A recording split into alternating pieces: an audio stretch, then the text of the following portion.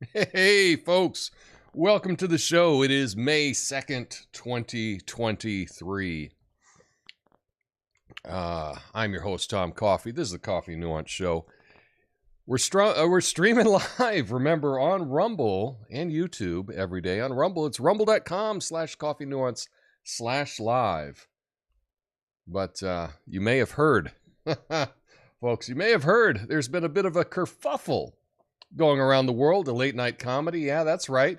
There's a writer's strike happening, and unfortunately, that means you won't be able to watch any of their usual dose of hilarity until the strike is over. Now, I know what you're thinking, Tom.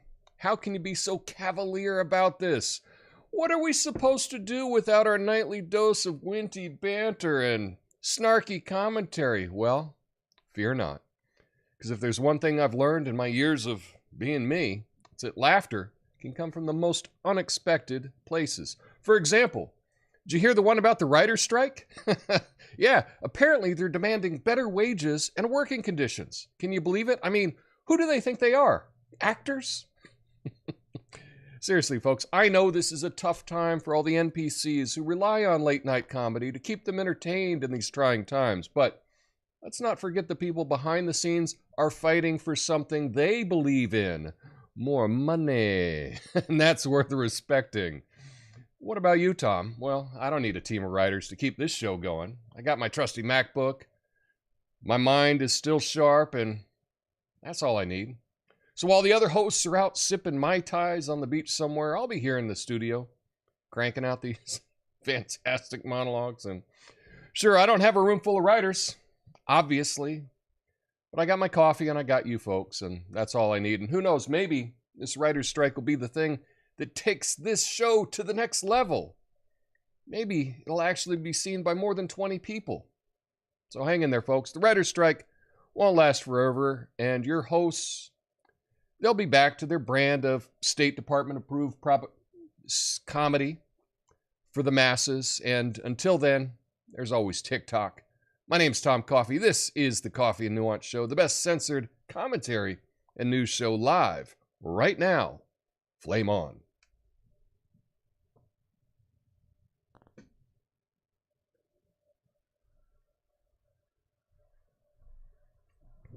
Oh, that's right. No late night comedy.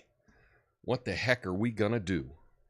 What are we going to do about that? Well, let me tell you, I probably wouldn't have even noticed, to be honest, because I don't watch any of it. But let's look at the story, shall we? Let's look at the story that we have.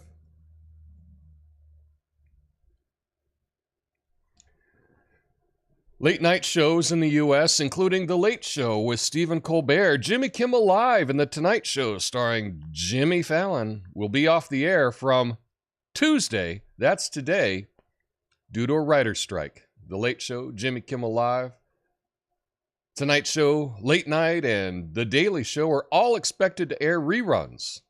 The strike comes after negotiations between the Writers Guild and studios broke down over several issues, including late night shows on streaming platforms. The strike will affect other shows, including Saturday Night Live, Real Time with Bill Maher, and Last Week Tonight with John Oliver. So, I don't know. What is anybody gonna do without all of this fantastic late night comedy, right? I don't know. How are we all going to survive? And, yeah, I'm being a bit sarcastic about that because,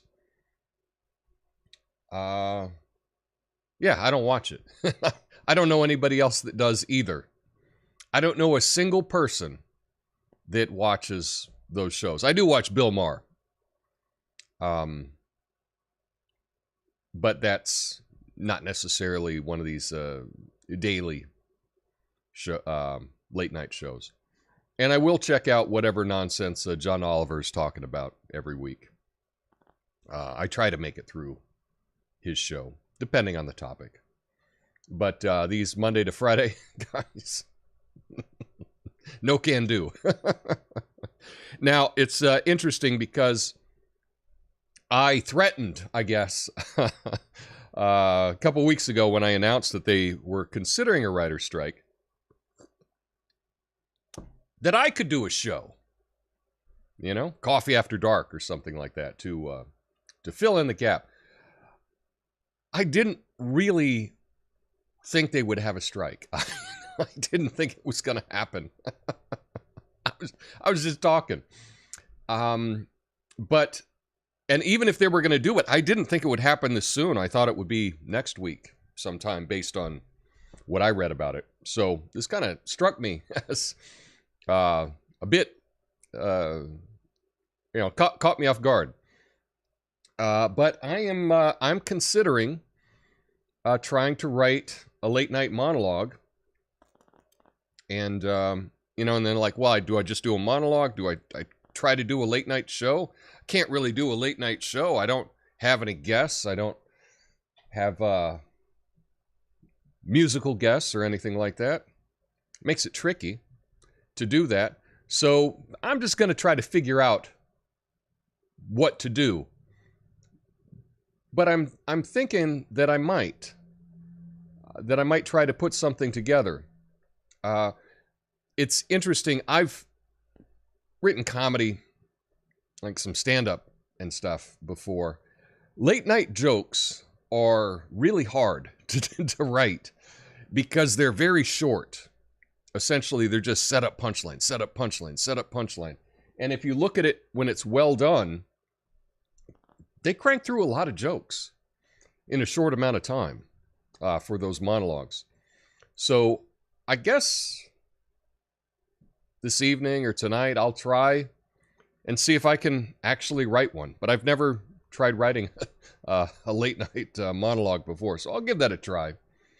But what do you think? Do you watch any of these shows? And I don't mean to demean anyone that does. I know that it's a place to get your celebrity news and things like that. That's not really my bag.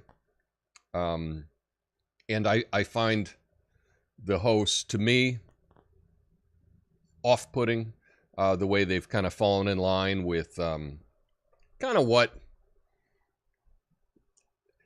they seem to be more political now than they used to be when I was younger. Back when I thought the hosts were funny. Back when they were funny, they didn't seem to be taking notes from the government, on what they should say and things like that. But I don't know. Is there a late night host that you actually like? Let me know in the comments. And I ask because I would like to know. I'll try not to judge. Okay. And we got one more thing about this late night comedy right now.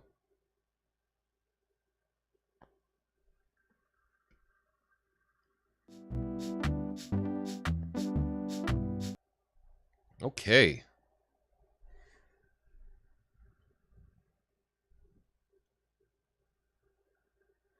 CBS, host of James Corden's The Late Late Show, was reportedly losing up to $20 million a year before it went off the air. According to sources, the program was wildly unprofitable prior to its finale, with net earnings less than $45 million against annual production expense of $60 to $65 million. Unnamed sources said Corden would have faced a multi-million-dollar pay cut or painful staff reductions, or both, if the show had continued with him as its host. The final episode of the show drew an average audience of 1.4 million viewers, its largest since 2021. So the truth comes out. This is the real reason. He just didn't decide to step away. He was losing the company tens of millions of dollars a year. Wow. I didn't really care for him, but I rooted for him. He seemed like a likable enough guy. Again, I didn't like the falling in line with everything that the, it's like you're taking show notes from the DNC sometimes just based on the choice of jokes that he chose to make. And I thought that's kind of pathetic. But, you know, easy for me to say. It's easy for me to joke about anyone I want to because, well, no one's paying me, right? I do this for fun. And, yeah, I'm not even monetized on YouTube. So I don't make a single penny from YouTube. So it's easy for me to not take marching orders from anyone else because I'm not getting paid. And so I guess if I was getting paid tens of millions of dollars, perhaps I'd like to think I wouldn't kowtow the way he did, but I don't know. It's something I guess I don't have to deal with. But did you know that, or did you suspect that at all? I really didn't have a whole lot of thought about the James Corden show because it wasn't really for me. But wow, they were putting out this show for years, losing tens of millions of dollars each year. It's as if they were putting it out for another reason.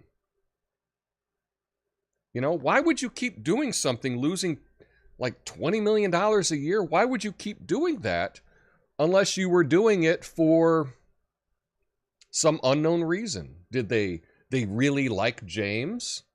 Or were they promoting some kind of political agenda? Perhaps. I don't know. But what do you think? Because it doesn't seem like good business sense. If a show's losing $20 million a year, you gotta, I don't know, get somebody else, try something new.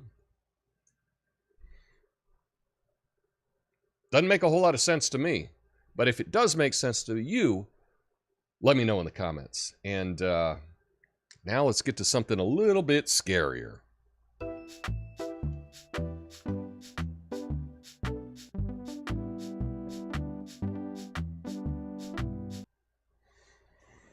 Mercy Corps, a humanitarian group, has warned that Haiti is on the brink of a civil war, with violence between criminal gangs and civilians risking escalation.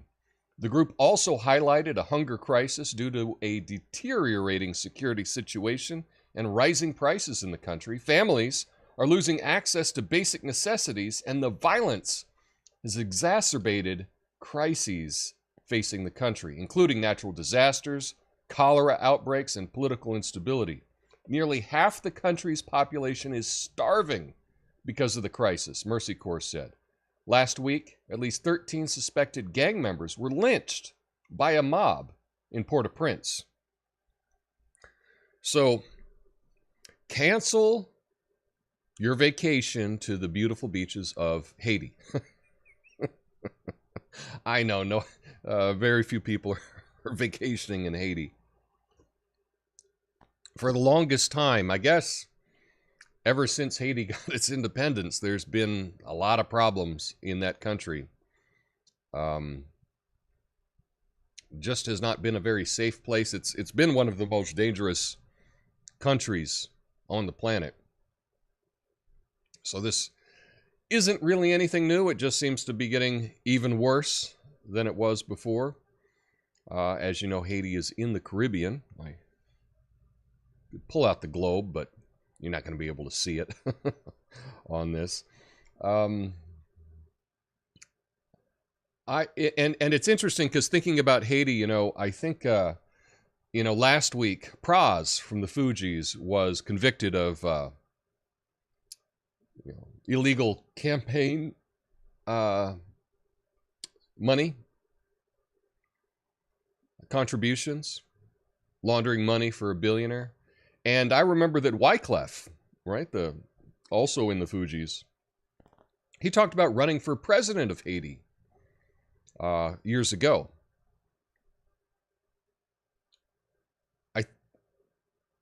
I think anyone that wants to make a change in Haiti should just go for it, because obviously, you know, you really can't get worse than what's happening there right now.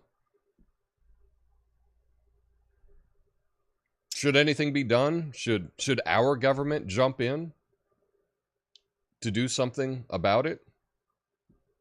It's like we care a whole lot about countries that have natural resources. Haiti doesn't have a whole lot of natural resources. So our country doesn't seem to be that, our government doesn't seem to be that interested in what's going on there. That's the problem, Haiti.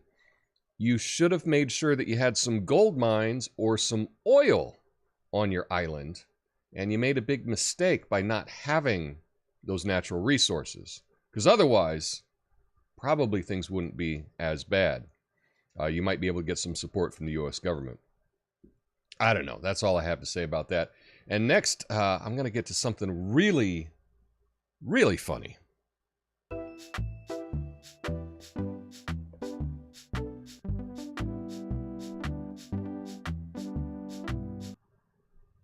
Okay, here we are.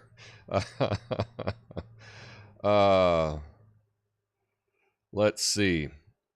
Oregon Secretary of State Shemia Fagan has released details of a lucrative outside contract she held with a cannabis company. Announced she'd canceled it and apologized to Oregonians. Under the deal, Fagan was paid $10,000 a month to help the cannabis chain expand into other states, and could have netted $30,000 bonuses for helping the chain's owners obtain licenses in other states. The consulting contract lacked specifics about what work Fagan was expected to complete. Fagan earned $77,000 annually at her full-time job as Secretary of State, and the contract would have paid her more than her full-time salary.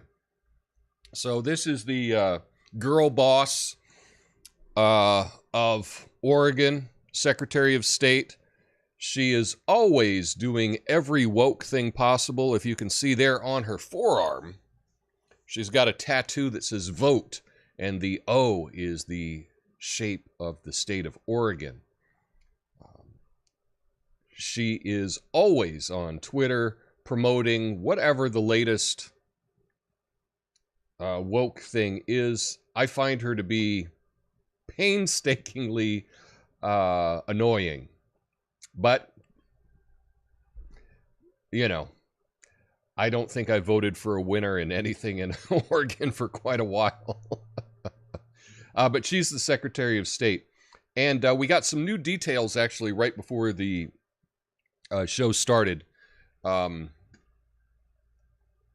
she's blaming this all on she doesn't make enough money. She makes 77 grand, which is that's nothing to sneeze at. I've never made 77 grand. But she's saying, oh, in California, you know, the Secretary of State makes $186,000, in Washington, $137,000. Well, those states are a lot bigger than Oregon. Okay? That's for one. But you chose the job, right? You chose to take that job. And if that wasn't enough money for you, search for a better job than that. But taking a side gig where you're taking 10 grand a month under the table from a from a marijuana store, retail store, seems a bit shady when you're the Secretary of State. And but the Oregonian went on to talk about all of her expenses that she had. I guess she has student debt, but not only that, she's really in debt with her own personal credit cards. She was divorced, I guess, last year, and she's got to make her lease payment on her Chevy Traverse, which is $600 a month, and she's borrowed from her 401k.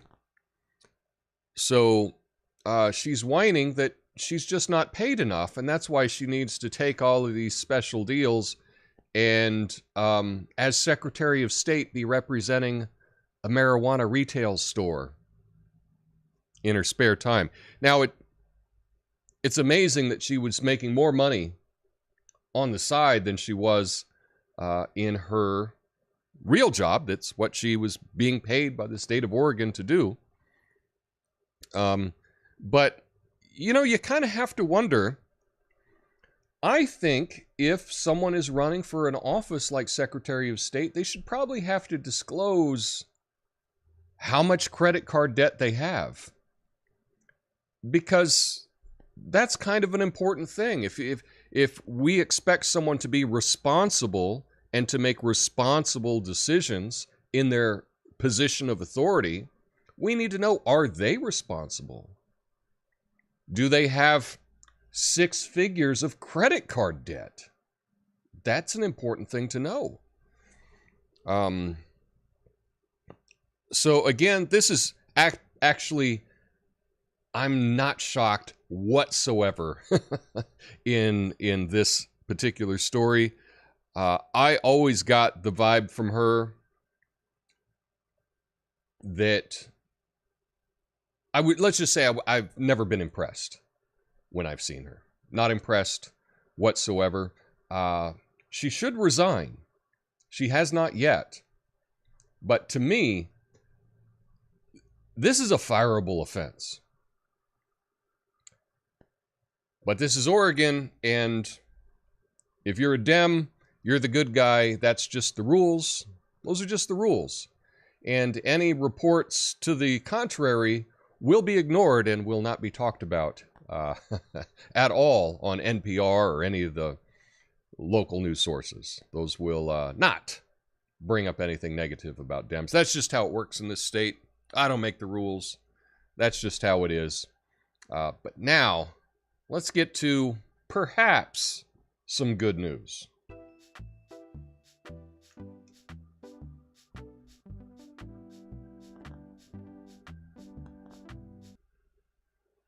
Sweden's E20 highway will become the country's first functioning charging road for heavy vehicles that carry freight. The 21-kilometer stretch of road, which runs between Hillsburg and Örebro, it's a good accent, right? is scheduled to begin construction in 2025, but the method of charging has yet to be decided. Options include overhead wires or undercarriage-mounted arms, but the most sensible method for both cars and trucks is a wireless charging infrastructure. This will prevent vehicles from becoming overloaded with battery packs necessary for long-distance travel. So I say that this is perhaps good news. I certainly don't like this push to get rid of regular cars, internal combustion engines. I know here in Oregon, I have a diesel sedan that I was hoping to drive until it hit, 500,000 miles. But here in the state of Oregon, they're going to do away with consumer diesel in the next couple of years. So I guess I'm going to have to sell it to some other state, someone in another state, because it's not even going to be available here. And with all this talk of you're going to have an electric car by 2030, you're going to take away gas stations and, this push toward electric cars. I don't think, in my opinion, that they are as environmentally friendly as they claim to be, or that the powers that be say. To me, it seems a whole lot more about control, because if you need power to go anywhere and they can control your power, they can control you, much like they can control you if they have control of your money. Speaking of which, I have a guest video coming up one day this week about central bank digital currencies that I'll be playing for you. I thought I would play it yesterday, and I got to figure it out. I've been real busy with work, other work, So anyway, but I think that this is a good step that Sweden is doing. They're trying to come up with a road. I mean, it's only 21 kilometers, so it's not that big a deal. But we got to try things, see how they work, and you take the things that work and you roll out the things that work, and when things don't work, then you learn. You don't do that, you do something different. So that's why I say that it's good news. I'm still not sure that electric-powered personal vehicles are the solution to everything. But, yeah. I don't know. We'll see. I guess we'll see. Anyway, that's all I have for you today. Stick around for the after show. I'll be going through your comments, and I will be back again tomorrow on Wednesday with hopefully a big idea. Until then, peace.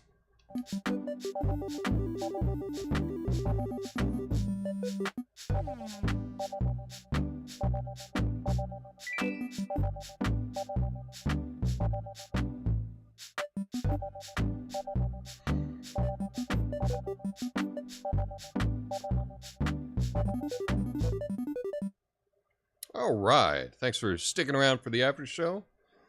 I did make some adjustments so the flame is not as loud.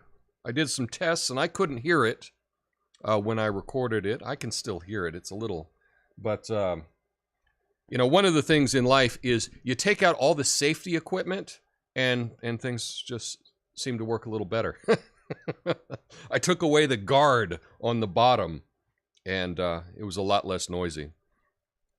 So what are you going to do there? Over on Rumble, if you are watching this on Rumble, if you're watching this later on Rumble, not live, do me a big favor. Hit the thumbs up, hit the like, leave a comment. Let me know that you were there.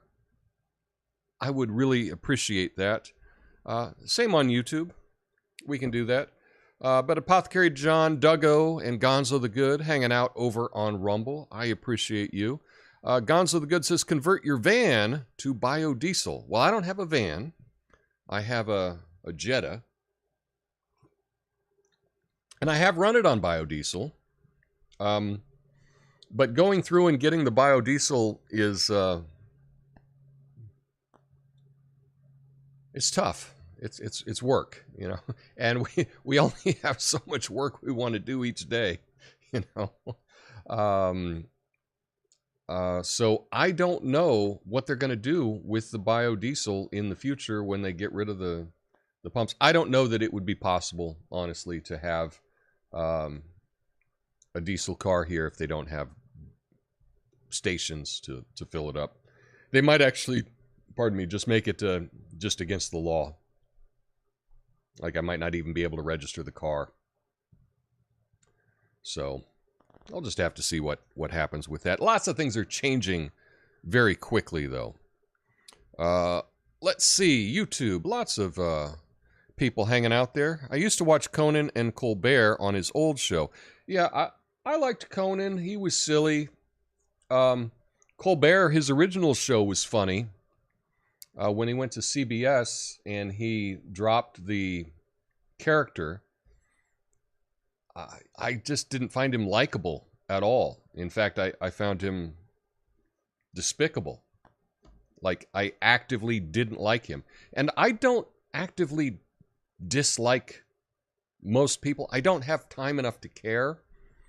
You know, most people, if they're not for me, I just ignore them. Stephen Colbert, just, man, does he really rub me the wrong way.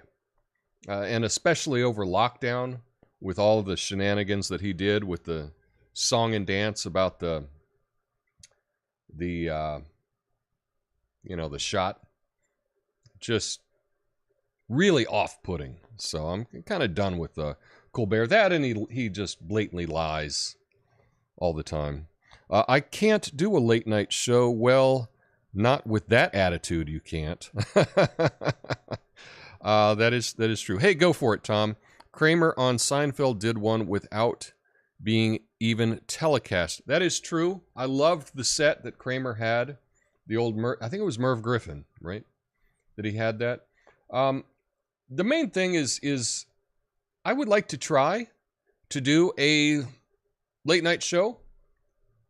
I really have to figure out what that would be, because I can't have guests, right? I don't have a booker. I can't get people to show up for a show that gets 20 views, you know? You know, I'd love to. my first guest, Congressman George Santos. I would love to be able to chat with him and do a show. I just don't think it's possible right now. But perhaps I can come up with, in the next day or two, figure out what I can do. And if I can, I'd like to give it a shot. So I really appreciate your encouragement there. Hey, what's up, everyone? If it don't make dollars, it don't make sense. Indeed. DJ Quick. That is true. Credit card debt is against my religion. Yeah, credit card debt is... I understand there are reasons, if to have credit card debt, but I think for the most part, it's not a good idea. I think it is good to have a line of credit, so in case there's an emergency, you can take care of it. I remember back when I was younger, I had an old vehicle and the vehicle conked out. I didn't have money to repair it. If you don't have enough money to pay for the repairs, that's an issue. And so it's nice to have a line of credit. So if you have an emergency, you can, you get your car towed in and they tell you it's going to be $3,000 to fix this. Well, if you don't have that $3,000, yes, having a line of credit is a good thing temporarily. I think having credit card debt just go on forever and being part of your life, that's a recipe for disaster. But just as a side note, with my credit card, if you have really good credit, I think I don't have a link for it today, so perhaps I'll come up with it next couple days. But with one of the credit cards that I have, if you sign up for it, I was able to travel last year to Mexico, and I was able to travel to Colombia, and it was all paid for by credit card points. And the credit card really doesn't get much from me because I pay it in full every month. So it's not like they're making a lot of money off of me. And they give me points all the time. So if you have really good credit, you can take advantage of things like that. I should come up with a link and give you a link to the credit card that I use. And then if you click it, maybe I'll get some points or something. Be a way to support the show. I don't have that prepared today. But yeah, credit card debt is really tough. And it's really tough once you have it to get out from underneath it.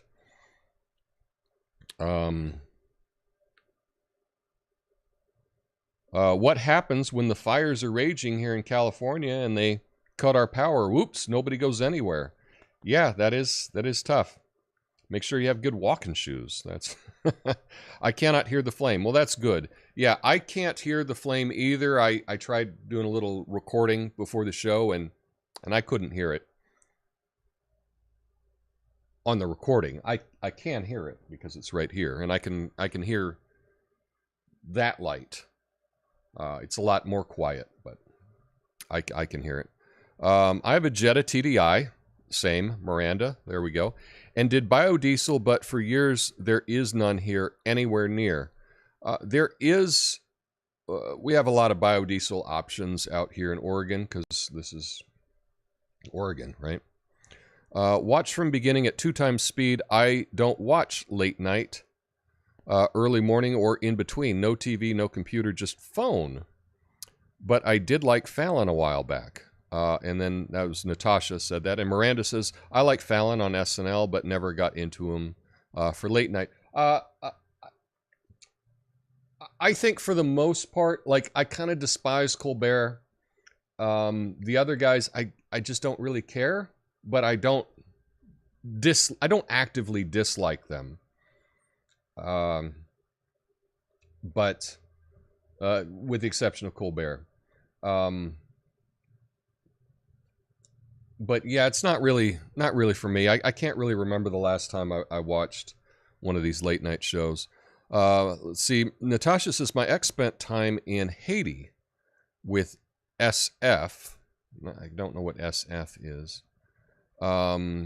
He witnessed a kid die when a grenade went off in his hands. The kid was returning it from a grenade range. Really affected my ex. Yikes. That's... Yeah, I'd have nightmares about that. Glückig in de Nieuwe Welt. Hi, Tom. Love a live show. Well, that's great. Welcome. I'm glad that you could you could stop in and watch today. Very cool. Late night show is a waste of time. You know, a lot of stuff is a waste of time, right? We are filled with wastes of time in our life. And the thing is, you know, if a waste of time, you get a kick out of it and it does something for you, well, that's good. You know, to each their own, I guess, right? To each their own. Oh, yeah.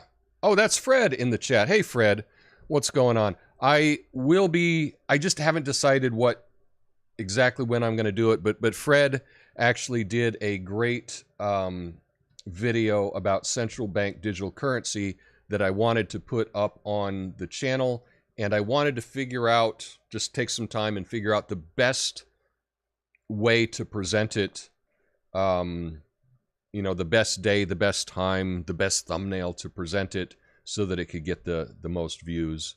And I was just really busy this last weekend. My folks visited, went to the opera, you know, had a full day, and I just wasn't able to have the time to sort all of that out. But I will sort that out, and I'll be showing that to you very soon. But I think that's all I have for you as well. Thanks for joining me today. Have a beautiful day, and I will be back mañana. Until then, peace.